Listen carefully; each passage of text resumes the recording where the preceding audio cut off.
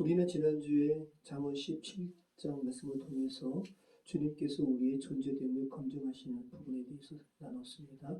그러면서 제가 민들레 국수집의 서영남 선생님의 삶을 잠시 나누었는데, 저희 지금 오다가 저기 동행에 그죠? 나눔의 나은희 집사님 잠깐 얼굴 뵀는데요. 이미지가 비슷하세요. 그 서영남 선생님입니다. 그런 게 있어요. 하나님 앞에 이렇게 그 존재가 깊이 나가시는 분들의 그 드러나는 모습들이 좀 그런 모습들이 있네요. 자, 서영남 선생님 참 귀한 분이셨습니다. 지극히 낮은 자의 마음을 헤아리기 위해서 전혀 일반적인 사람의 눈에는 명시도가 작아서 주목되지 않는 노란색과 하얀색의 대비로 간판을 하시는, 그죠? 그분의 마음이 느껴지잖아요. 노란색에는 원래 검정이나 보라 해야 되거든요. 노란색의 검정이 뭐예요? 카톡이잖아요. 카톡이 그죠? 노란색의 검정이죠. 아니면 노란색의 진보라 이래야 되는데 노란색의 하얀색 그렇게 드시는 모습을 눈에 띄지 않고 먹기를 바라시는 그 사람들의 마음을 헤아리시는 그분의 마음이 느껴집니다. 그리고 줄 세우지 않는다. 자, 줄 세우지 않아도 믿음의 집에서는 다툼이 일어나지 않는다고 했습니다. 많으면 50회전, 그래서 300명가량 식사를 하시는 그 작은 집에 어떻게 다툼이 일어나지 않을까요? 왜 그럴까요? 민들레 집에서는 내가 먼저 왔잖아 라고 목소리를 높이지 않아도 되는 것은, 일단 그 민들레 국수집 안에 그 바운더리 안에 들어가면 그죠? 반드시 나의 줄임배를 채울 수 있다라는 확신감이 있는 거 아니에요. 그러니까 아버지 집이죠. 그죠? 우리 재현이가 너무 그냥 쉽게 엄마 밥 줘. 그죠? 엄마 밥. 그죠? 이럴 수 있는 이유는 엄마이기 때문에, 아버지이기 때문에. 민들레 집이 정말 아버지 집의 그러한 공간이라는 것을 우리는 알게 됩니다.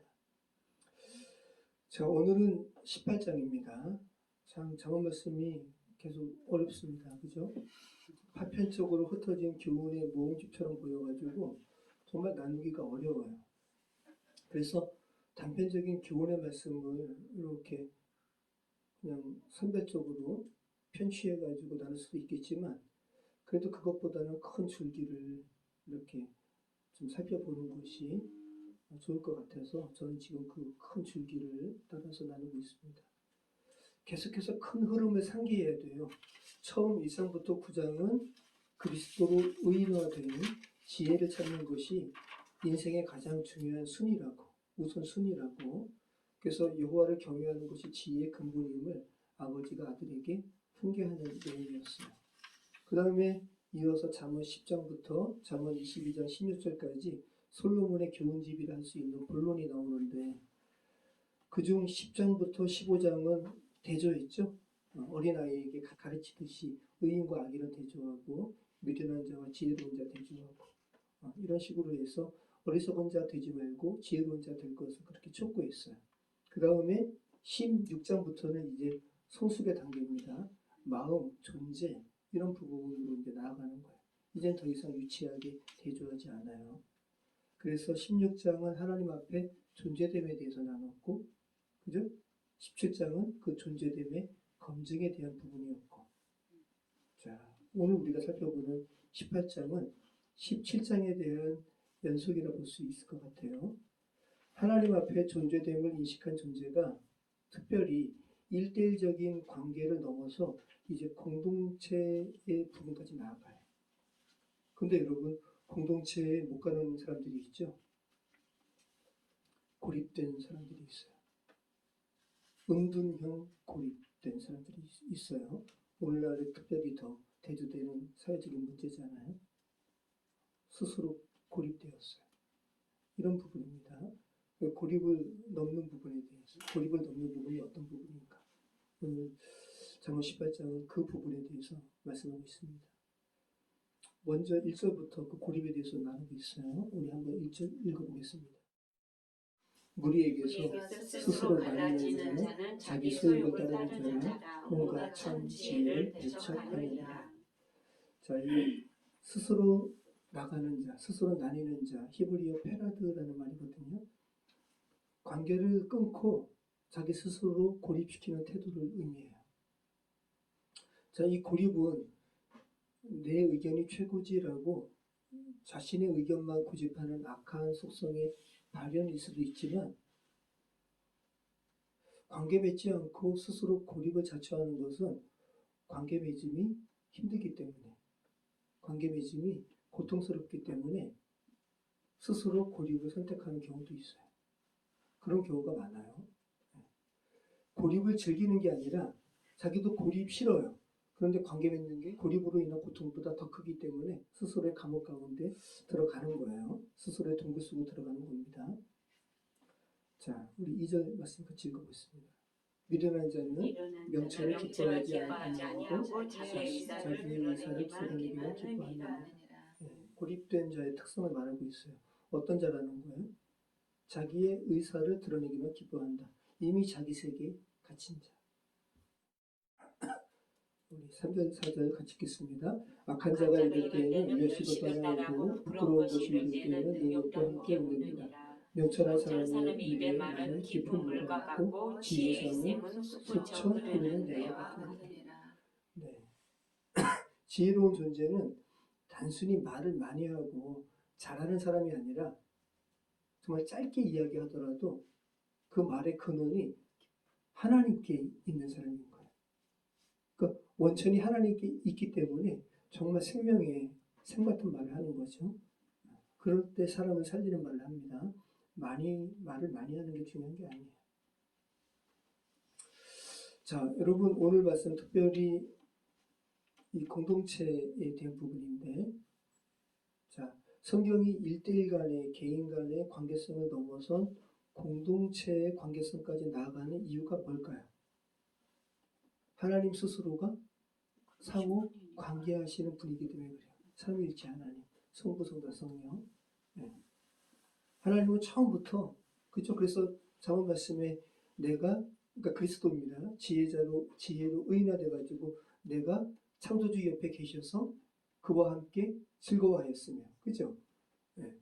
하나님 당신께서 상호 관계하시는 분이시기 때문에 그래요. 그래서 하나님의 형상대로 지음받은 인간은 혼자 잘 사는 존재가 아니에요. 반드시 누군가 함께 있어야 하나님을 닮은 존재가 돼요. 혼자 있으면 또 삐딱거리죠. 그래서 개인의 관계를 넘어서 공동체를 다루지 않으면 하나님의 형상이 왜곡돼요. 개인 구원만 말하면 반쪽 부분만 제시하는 거예요. 그래서 감리교는 항상 사회 구원 함께 이야기하는 거예요. 자, 잠언에서 말하는 하나님께서 미워하시는 6, 7가지의 죄, 지난번에도 한번 나눴는데 그 죄가 가만히 보면 공동체를 깨뜨리는 죄라는 거 우리는 알게 됩니다. 다시 한번 훑고 넘어갈게요. 한번 읽어보겠습니다. 여호와께서 미워하시는 것, 곧 그의 마음에 싫어하시는 것이 일곱 가지니 곧 교만한 영과 거짓된 대화, 무지한 자의 피를 흘리는 손과 악한 기계를 꾀하는 영과 빨리 악으로 달려가는 발과 거짓을 말하는 망령된 증인과 및 형제 사이를 이간하는 죄입니다. 곰곰이 생각해 보시면 다 공동체를 깨는 죄예요. 그죠? 근데 이것을 여호와께서 정말 혐오하시는 죄라고요. 죄는 개인의 양심만 더럽히는 것이 아니라 관계를 깨뜨려요. 공동체를 깨뜨립니다. 그래서 죄가 누룩 같다고 이야기하는 거예요. 자, 예수님의 제자됨이 어떤 제자됨이에요? 이렇게 이야기하잖아요. 너희가 서로 사랑하면 이로써 모든 사람이 너희가 내 제자인이라. 네. 하나님의 제자됨은, 예수님의 제자됨은 공동체 가운데 발전된다고 이렇게 이야기하고 있습니다. 혼자가 아니라는 거. 자, 그래서 5절부터 6절까지는 다시 이제 공동체의 관계성을 깨뜨리는 죄에 대해서 이야기하는데, 자, 5절 말씀 같이 읽겠습니다. 악인을 두어하는 것도 재판할 때에 의인을 억울하게 하는 것이 선하지 아니하니라. 네. 재판에 대해서 이야기하죠. 정말 악한 재판은 하나님 보시기에 큰 죄인데 공동체를 깨뜨리기 때문에 그래요. 여러분 지금 사법개혁을 외치는 상황 가운데 있잖아요. 왜 사법개혁을 외쳐요? 재판과 관련된 왜 재판장들이 의롭지 못하다는 거죠. 공동체로 본다면 쪼개지는 거잖아요. 그죠? 지금 5절은 그 말씀하고 있는 겁니다. 자, 6절에서 8절은 또 말에 대한 말의 파괴성에 대해서 이야기하죠. 우리 같이 읽겠습니다. 미련한 자의 입술은 다툼을 일으키고 그 입은 매를 자청하느니라. 미련한 자의 입은 그의 열매를 내고 그 입술은 그의 영혼의 그물이 되느니라. 남의 말하기를 좋아하는 자의 말은 배식과 같아서 뱃속 깊은 데로 내려가느니라. 네. 자, 공동체를 깨뜨리는 말의 파괴성에 대해서 이야기하고 있어요. 남의 말하기를 좋아하는 자, 니르간이라는 말이거든요. 뒷말하는 자. 우리는 근데 이렇게 이거를 뒷담화라고 그러는데, 그죠? 우리 뒷담화를 들으면 우리도 귀가 솔깃하죠. 그러니까 우리 죄성이 남의 뒷말하는 거 좋아하는 거예요, 그죠? 근데 성경은 그거 죄라고 얘기하는 거예요. 관계의 어두운 틈을 뒷담화하면 관계의 어두운 틈을 비집고 그 관계를 깨뜨리는 그런 파괴력이 있다고 지금 성경 말씀을 하고 있는 겁니다. 자, 그 다음에 또 어떤 죄를 이야기하냐면, 자, 같이 읽겠습니다. 자기의 일을 게을리하는 자는 패가하는 자의 형제니라. 자, 무책임은 죄가 없는 것이 아니라 적극적인 악과 똑같다고 이야기하는 거예요. 하지 않는 죄의 파괴력이 드러나는 말씀입니다. 죄는 하지 말아야 할 것을 하는 것도 죄지만 해야 할 것을 하지 않는 것도 죄라는 거예요. 그럼 여러분 다시 한번 우리가 복음을 전하지 않는 부분에 대해서 좀 생각을 해볼 필요가 있을 것 같아요. 저희 교회는 띠를 띠고 복음 전하지 않잖아요. 그죠? 띠를 띠고. 그런데 띠를 띠고 복음을 전하는 것의 유익함을 제가 지난주에 경험했는데, 지난주에 서울연회 원로목사 위로회가 삼양중앙교회에서 있었거든요. 근데 이것이 선교부 주간이라 제가 선교부 상임위원이에요. 그래서 오랜만에 선교부 상임위원들과 함께 섬겼는데, 서울연회에 원로 목사님이 120명 계셔요. 자, 그래서 남거희 목사님은 이제 사회를 봐야 되니까 정미진 목사님, 최인희 목사님, 제가 미아 사거리 롯데백화점 쪽에 가서 은파교회, 배문교회, 삼양중앙교회 이 본고가 돌아가면서 목사님들을 삼양중앙교회로 이렇게 실었어요. 그래서 이제 11시 예배니까 10시부터, 그래서 11시 다 돼서는 최은희 목사님이랑 정미진 목사님을 이제 예배에 참석하러 가고, 늦게 오시는 분들이 계시잖아요. 그래서 이제 제가 남자니까 11시 반까지 제가 이제 거기서 지켰죠. 띠를 띠고. 기독교 대한감리 뭐 간부지방 성교부 뭐 그런 건가요? 아무튼 띠를 띠고. 그러니까 이제 누가 봐도 이제 교회 관련된 사람인 거 아는 거예요. 그리고 제가 이제 할아버지 할머니 모습만 보이면 원로 목사님이신가요? 그러니까 역시나 한번 제가 이제 눈에 낯이 익은 원로 목사님 여성분이 다른 방향으로 이렇게 올라가시는 거 제가 일로 오시라고 해서 안내드렸거든요. 그래서 제가 11시 반까지 30분 동안 추웠거든요. 기다리면서 한 분. 네. 그래도 이제 제가 만약에 그냥 갔으면 그분 못 갔죠. 그러는데 그 중에서 제가 이제 어떤 일이 있었냐면, 어떤 이제 할아버지가 이렇게 올라오시는데 성품 얼굴이랑 목사님 같으세요. 그래가지고 목사님이세요? 그랬더니 아니요, 저 교회 안 다닙니다. 근데 딱 봐도 양반. 교회 다니지 않지만 성품이 좋으신 분 느껴져요. 근데 제가 30분 동안 막 이렇게 막 왔다 갔다 하면서 막 찾았잖아요. 그러니까 이분도 근데 어디를 이렇게 안 가시고 뭐를 기다리시는 건지 목적지가 어딘지 저랑 이렇게 몇 번 마주친 거예요. 그러다가 이제 마지막에 제가 이제 가기 앞서서 그분이 아이고 뭐 기다리시는 분이 안 오셔가지고 고생하시네요 그러는 거예요. 그래서 제가 목사인 거 알잖아요. 교회 다니시라고. 교회 안 다닌다고 했으니까 교회 다니시라고. 그랬더니 저는 집이 인천이에요 그러는 거예요. 인천에서 좋은 교회 다니시라고. 예수님 믿으시라고. 예수님의 이름의 의미가 뭔지 아세요? 예수님의 이름의 의미가 자기 백성을 저희 죄에서 구원할 자라는 것이 예수님의 이름의 의미예요. 우리가 천국을 가야 되는데 천국을 못 가는 것이 죄 때문에 그렇거든요. 근데 예수님을 믿어야지 갈 수 있는 이유가 여기 있다고. 여러분, 예수님의 이름의 의미만 설명해도 복음 전하는 거예요. 그러니까 근데 제가 느껴지는데 이분 하나님께서 특별하게 저 만나게 하신 것 같아요. 이분 인천 가서 교회 찾아가실 것 같아요. 이분의 반응이 느껴지잖아요. 복음이 들어가면 반응하실 거예요. 와, 그래서 제가 띠를 띠고 내가 교회 전도자로서 지금 서 있다라는 것을 공표하면서 전하는 것도 이 파워가 있구나. 제가 만약에 그 띠 띠고 그런 상황이 아니었으면 그 할아버지한테 뭘 얘기를 하겠어요. 그리고 그 할아버지도 제가 이미 그 교회 관련된 사람이라는 걸 아는 가운데 저랑 대화했잖아요. 그러니까 제가 직접적으로 예수님의 이름에 대해서 이야기하고 교회 다니시라고 이야기하고 우리가 다 천국 가야 되는데 천국 못 가는 이유는 죄 때문이다. 근데 그 죄를 해결하시는 분이 예수님이시다. 예수님의 이름 자체가 그렇다. 이렇게 이야기했단 말이죠. 하나님의 섭리인 것 같습니다. 그래서 다시 한번 이 복음을 이런 사역으로 은연중에 전하는 것도 중요하지만 노골적으로 증거하는 것이 얼마나 중요한가 다시 한번 생각을 하게 되었습니다. 그런 가운데 아이 엄마랑 이제 집에 가는데 제 차에 제가 이제 가끔 유튜브를 영상을 보면서 가요, 집에. 그런데 프랭크 제너 목사님에 대한 영상을 봤어요.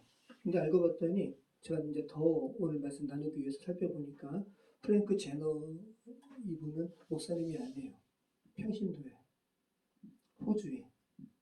호주의 시드니의 조지 스트리트라는 그 거리에서 40년간 딱 두 문장. 선생님 구원 받으셨습니까? 선생님은 지금 오늘 돌아가시면 어디로 가시겠습니까? 천국입니까? 지옥입니까? 이 문장, 단순한 문장. 한 며칠면은 끝나는 이 문장을 40년간 한 거예요. 그런데 어느 누구도 그분 앞에서 저 예수님 믿겠습니다라고 한 사람이 없어요. 40년 동안 했는데. 그러니까 이 프랭크 제너 이분이 나를 아마도 실패한 그리스도인 같다고 돌아가시기 전까지 그런 마음으로. 그런데 하나님 나라의 시간표는 달랐어요. 그분이 죽기 직전부터 놀라운 사건들이, 놀라운 소식들이 전 세계에서 전해지는 거예요. 인도에서 온 목사가 제가 시드니에서 어떤 남자를 만났다고. 그가 저에게 그렇게 물었고, 당신은 구원받았습니까? 이 프랭크 제너의 질문을 상기하면서 그리고 그날 밤 저는 회개했습니다. 그리고 이번 인도에서 목사 된 거예요. 또 영국에서 온 선교사도 또 조지 스트리트에서 한 남자가 묻더군요. 그 질문이 제 삶을 뒤바꿨습니다. 미국에서도 한 분이 또 간증하는 거예요. 호주에서 어떤 남자가 제게 이야기했다고. 당신 죽으면 어디로 가냐고. 그리고 그 질문이 제 영혼을 흔들었습니다. 그래서 한 목사님께서 이 프랭크 제너와 관련된 이렇게 해서 그리스도인이 된 사람의 수가 몇 명일까를 조사한 거예요. 14만 6천 명. 이거 최소가 그래요. 최소. 14만 6천 명보다 더 많을 거예요. 최소니까. 자기가 조사한 것만 한 거니까. 우리 정춘아 집사님, 우리 다 같이 그때 이제 빛강교회에서 우리 같이 하면서 전도를 많이 했지만, 우리 정춘아 집사님 또 정말 많이 교회 전도지를 이렇게 빌라에다가 이렇게 하셨는데, 저희 그걸로 인해서 저희 교회 오신 분 한 분도 없어요. 그죠? 어떻게 보면 뭐 아무것도 안 한 것 같아요. 그런데 하나님의 섭리는 다르다라는 거죠. 그죠? 네. 프랭크 제너의 이야기를 통해서 우리는 세 가지를 알 수 있는데, 첫 번째, 하나님은 씨 뿌리는 자에게 너가 씨를 뿌릴 때 반드시 항상 열매를 맺을 거야 라고 열매를 보장하지 않으십니다. 그리고 둘째, 하나님 나라는 작은 충성에서 완성된다. 교회의 성장, 숫자, 성과는 인간이 만든 기준이다. 하나님은 한 사람의 충성을 통해서 세계 곳곳에서 많은 열매를 자라게 하신다. 우리가 뿌렸던 그 하여튼간 그 많은 전도지 그 안에 다른 내용이 있어요? 다른 내용 없어요. 예수님 믿어야 된다는 거, 우리 죄 문제 해결하실 분은 하나님이시라는 거. 그 내용 읽고 어떤 영혼이 변화가 우리 교회는 오진 않았지만 그죠? 어떤 영혼의 변화가 있었을 거라고 우리는 그죠? 우리가 그 무시할 수 없는 거죠. 네.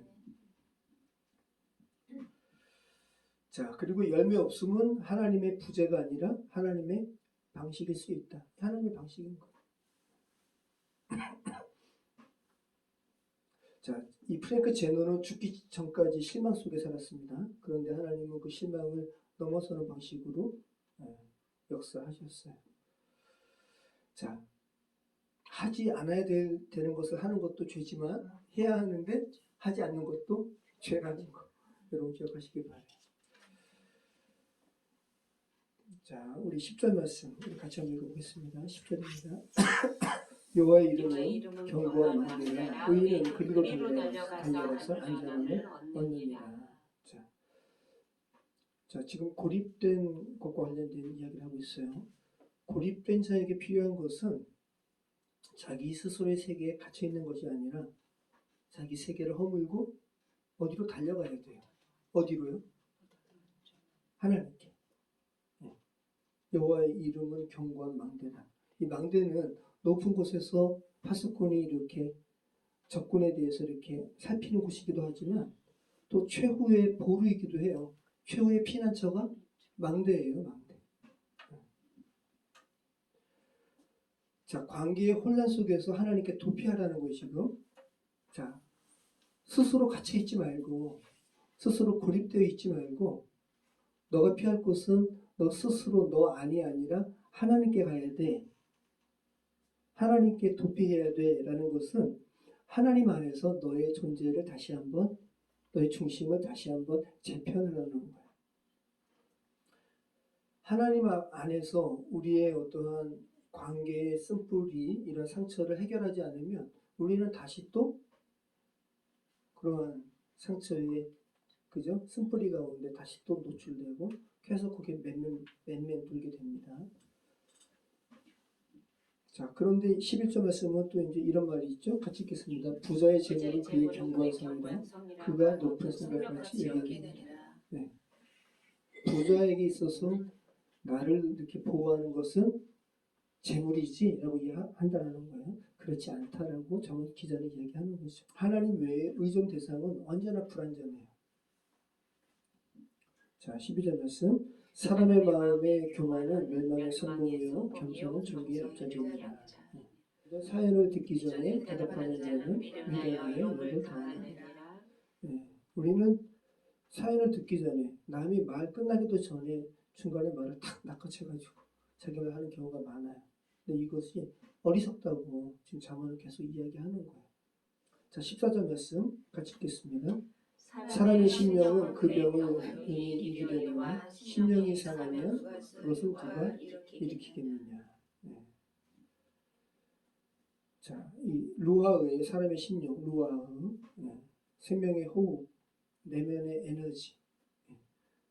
사람 속이 이렇게 상해버리면 이건 여호와 아니면 일으킬 수 없다는 거예요. 자, 우리 15절 말씀. 명철한 자의 마음은 지식을 얻고 지혜로운 자의 귀는 지식을 구하느니라. 선물은 그 사람의 길을 너그럽게 하며 또 존귀한 자의 앞으로 그를 인도하느니라. 여기서 이 선물은 뇌물이 아니에요. 잠언 말씀은 뇌물에 대해서 좋게 이야기하지 않습니다. 이거는 선물이에요. 선물. 어떠한 이렇게 되게 이렇게 뭐라 그럴까 합당한 지혜예요. 지혜. 합당한 지혜. 뇌물이 아니라는 거.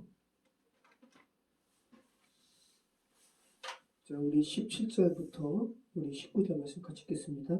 송사에 원고의 말이 바른 것 같으나 그 피고가 와서 밝히느니라. 제비 뽑는 것은 다툼을 그치게 하여 강한 자 사이에 해결케 하느니라. 노엽게 하는 형제와 화목하기가 경고성을 취하기보다 어려운즉 이러한 다툼은 선선 무비장 같으니라. 자, 여기서 이제 제비 뽑기 나오잖아요. 18절에 제비 뽑기와 관련된 이 제비 뽑기와 관련해서 이 갈등의 교훈인데, 그죠? 송사니까 원고의 말이 바른 것 같지만 그 피고가 와서 이 원고 말이 달라요, 틀린 겁니다라고 이렇게 서로 지금 갈등 가운데 있는데 제비 뽑기가 지금 등장하고 있잖아요. 자, 이 상황에서 제비 뽑기에 관한 내용을 자문 기자가 넣은 이유는 무엇을 말하는 것일까요? 여기서 제비 뽑기의 역할이 뭐라는 거예요? 이거죠? 다툼을 그치게 하는 거. 그죠? 이게 제비 뽑기의 역할이라는 거예요.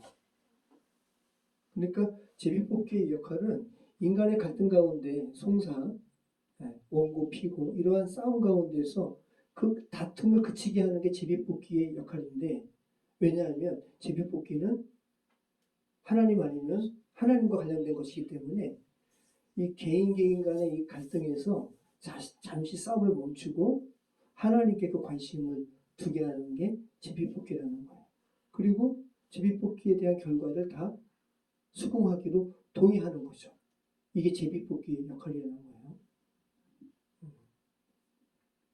그러면 교회 공동체 안 우리야 뭐 작은 교회니까 공동체 간에 싸움 날 것도 없지만 아무튼 교회 공동체에서도 다툼, 갈등이 많이 있잖아요. 그죠? 그럴 때 제비뽑기의 이 잠언 말씀의 교훈을 적용한다면 어떻게 될까요?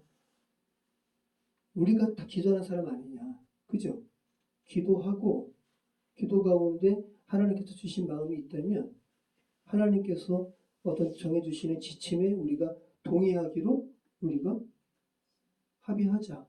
이게 이제 잠언 말씀이 오늘 제비뽑기와 관련된 지혜 말씀을 우리에게 주시는 그러한 실질적인 적용이죠. 제비뽑기의 핵심은 랜덤이 아니라는 거예요. 랜덤이 아니라 하나님의 주권에 우리의 의지를 올려드리는 것. 이게 제비뽑기의 교훈의 말씀의 핵심이라는 겁니다.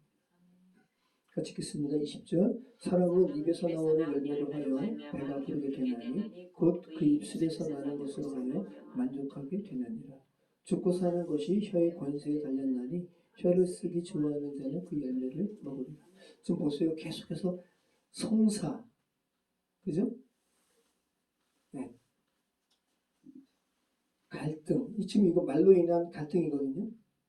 자, 그 다음에 22절 같이 읽겠습니다. 아내를 얻는 자는 복을 얻고 여호와께 은총을 받는 자니라. 가난한 자는 간절한 말로 구하여도 부자는 엄한 말로 대답하느니라.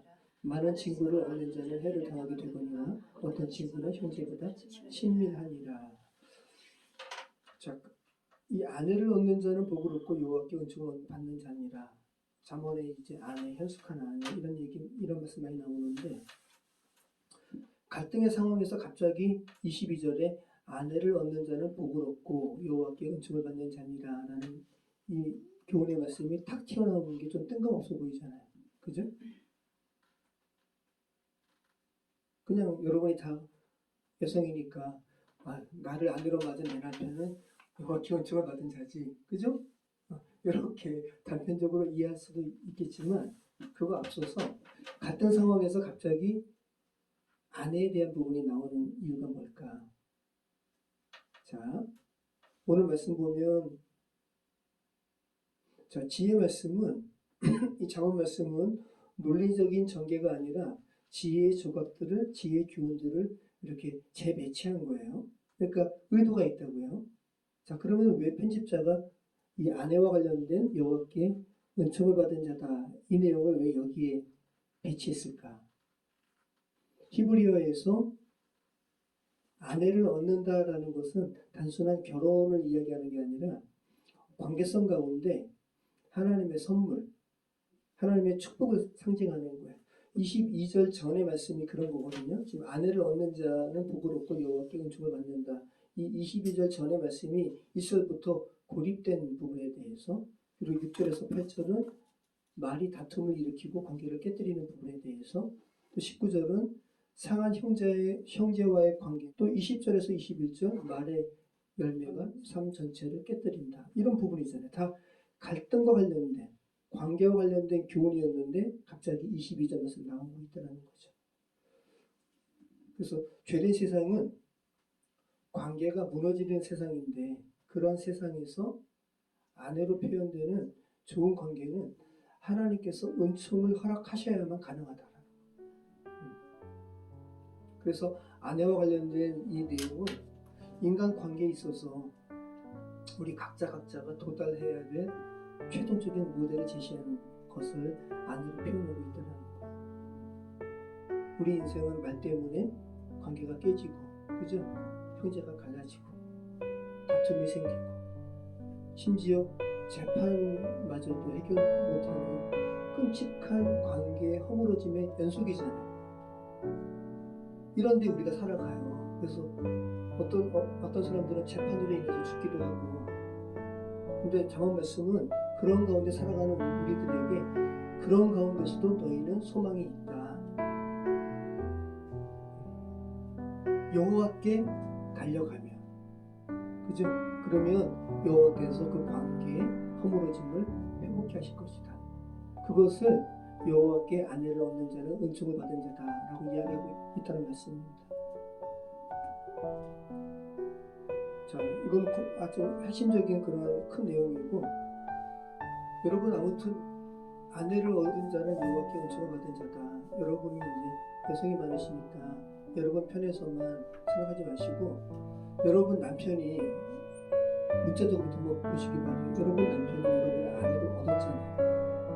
그 남편 되시는 분이 나는 이 아내를 얻었어, 하나님께 은총을 받은 자야 라고 고백 지금 하고 계실까요? 근데 자원에는 또 우리가 살펴보겠지만 그런 말씀도 있잖아요. 아내와 다투는 것보다 사망해서 혼자 사는 게 낫다. 저는 이 말씀 잘 감안하거든요. 아내랑 다툴 때 남편은 어떤 마음을 느끼냐면 정말 답답해요.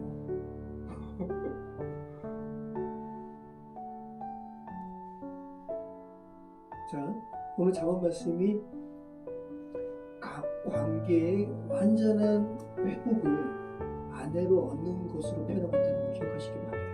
네. 그러면 여러분이 정말 이렇게 여러분의 남편으로 하여금 스스로의 고립, 그 남편이 여러분으로 인해서 스스로의 고립에서 넘어가서 사회의 공동체성으로 이렇게 나가게 하는 그러한 단초를 여러분이 제공한다면 그분들도 하나님 앞에서 고백하겠죠. 정말 맞습니다. 제가 은총을 얻은 자입니다. 라는 부분으로 고백하게끔 오늘 잠언 말씀을 하고 있다는 거죠.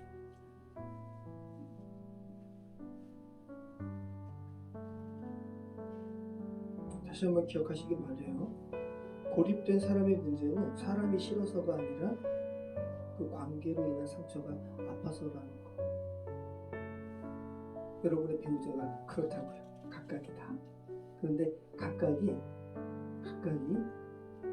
남편은 아내에게, 아내는 남편에게 정말 이렇게 그 상처를 싸매어주는 그런 역할을 한다면 각각이 남편을 얻은 자는 여호와께 은총을 받은 자다 라고 고백할 수도 있는 거고, 그죠? 여기될 수도 있는 거고.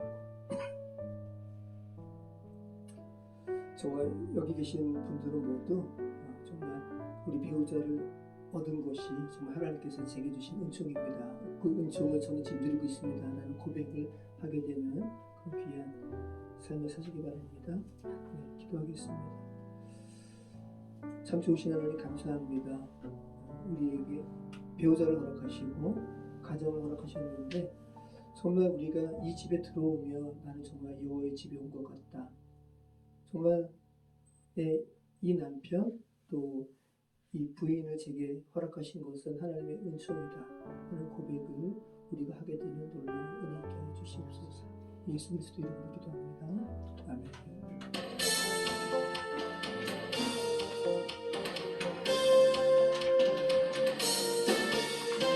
주의 이름 송축하리 주의 이름 송축하리 지존하신 주의 이름 찬양 주의 이름 송축하리 주의 이름 송축하리 지존하신 주의 이름 찬양 주의 이름을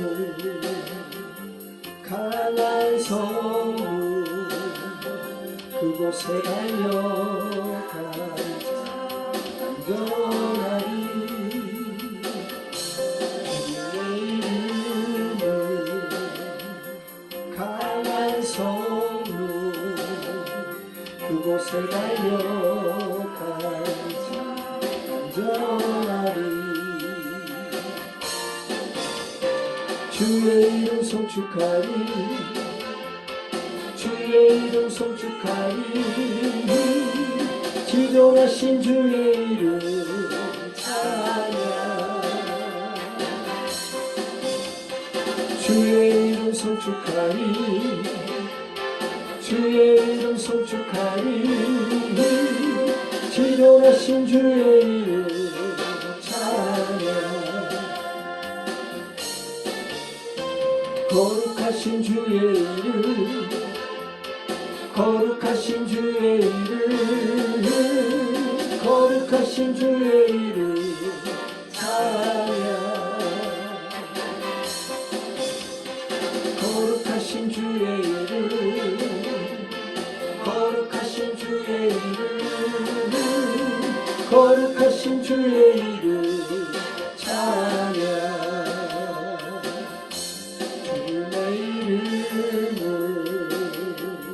강한 성문 그곳에 달려가자 안전하리 주의 이름을 강한 성문 그곳에 달려가자 안전하리 거룩하신 주의 이름 거룩하신 주의 이름 거룩하신 주의 이름 찬양 거룩하신 주의 이름 거룩하신 주의 이름 거룩하신 주의 이름 찬양 영광스러운 주의 이름 영광스러운 주의 이름 영광스러운 주의 이름 찬양 영광스러운 주의 이름 영광스러운 주의 이름 영광스러운 주의 이름 찬양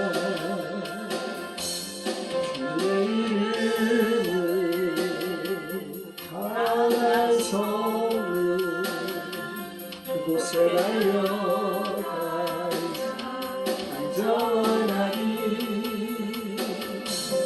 주의 이름을 강한 성문 그곳에 달려가자 안전하리 우리 같이 해주면서 기도하겠습니다. 그렇습니다. 하나님 아버지 이 시간 주님의 이름이 정말 안전한 성도인 것을 안전한 망대인 것을 다시 한번 고백합니다. 아버지 하나님 우리가 너무 지쳐서 아버지 하나님 어디로 우리가 도망가야 할까 어디로 회피해야 할까 관계성을 다 막아버리고 스스로의 동굴 속에 갇혀 있을 때 아버지 하나님 다시 한번 우리 영혼에 말씀하시는 아버지의 음성을 듣기를 원합니다. 내게로 달려오라고 내가 너에게 참된 안식처라고 가장 안전한 곳이라고 말씀하시는 주의 음성이 우리의 귀 속에 아버지 하나님 들릴 때 우리가 반응하기 소망합니다. 아버지 하나님 스스로의 감정 가운데 머물지 않도록 도와주시고 스스로의 의식 가운데 스스로를 제한하지 않도록 성령 하나님 함께해 주시옵소서. 이 모든 것을 지으신 하나님께 해결의 열쇠가 있음을, 해결의 실마리가 있음을 다시 한번 고백합니다. 여호와 하나님 함께해 주시옵소서. 우리 한 사람 한 사람의 심령 속에 주님 말씀해 주시옵소서. 아버지 하나님, 하나님과의 깊은 관계성 가운데 우리의 성숙됨이 아버지 하나님 더욱더 살아날 수 있도록 성령 하나님 함께해 주시고 소망합니다. 아버지 하나님 은총 내려 주시옵소서. 여호와 하나님, 소비당의 집 교회 한 사람 한 사람, 성도 한 사람 한 사람이 주님 앞에 더욱 귀한 성숙된 존재로 아버지 자라날 수 있도록 성령 하나님 함께해 주시옵소서. 아버지 하나님, 우리의 관계성이 성숙될 수 있도록 도와주시고 우리의 가족 공동체가 더 귀하게 아버지 하나님 성숙될 수 있도록 성령 하나님 함께해 주시옵소서. 아버지 하나님, 우리가 하나님 아버지를 믿는 사람으로서 아버지 하나님 너무 쉽게 관계의 단절을 말하지 않도록 도와주시고 아버지 하나님 너무 쉽게 말로 상처내지 않도록 성령 하나님 함께해 주시고 소망합니다. 상처보다는 아버지 하나님 고등력 말을 할 수 있도록 성령 하나님 함께해 주시옵소서. 무엇보다도 그 모든 것들이 우리의 의지가 아니라 우리의 내면을 주께서 바꾸심으로 우리 존재 자체가 주님의 은혜 가운데서 바뀌어짐으로 아버지 하나님 그러한 존재가 되어서 품을 수 있도록 성령 하나님 함께해 주시기 소망합니다. 여호와 하나님을 총내려 주시옵소서. 우리 한 주가 현재 주님 지혜 내려 주셔서 부모님을 모시고 아버지 여행을 갈 때 하나님 안전하고 또 지혜롭게 잘 그 여행의 일정을 잘 리드할 수 있도록 성령께 온전히 의탁할 수 있도록 주님 역사해 주시옵소서. 우리 김현수 권사님에게도 주님 은총을 주셔서 아버지 여행의 순간순간마다 주님을 의지하게 하시고 아버지 주님께 아버지 하나님 연습으로 아버지 하나님 그 귀한 시간을 누릴 수 있도록 성령 하나님 함께해 주시옵소서.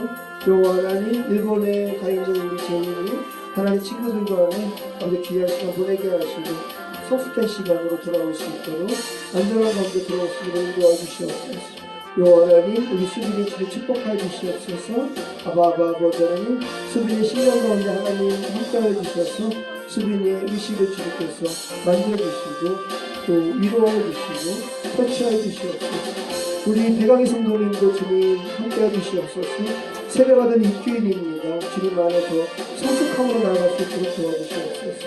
오 할렐루야, 주님 은총 내려주시옵소서. 오 할렐루야, 주님 함께해 주시옵소서. 아버지 하나님 은총 내려주시옵소서. 여호와여 함께해 주시옵소서.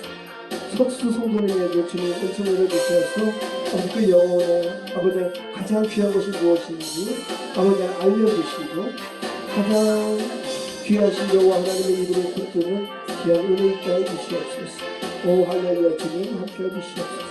한 줄 지켜 시작합니다. 주님 은총 내려주시옵소서.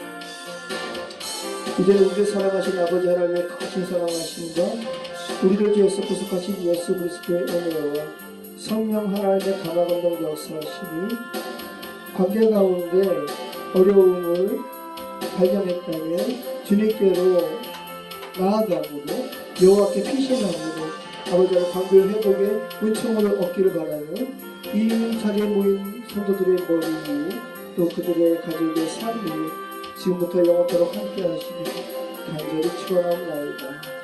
아멘.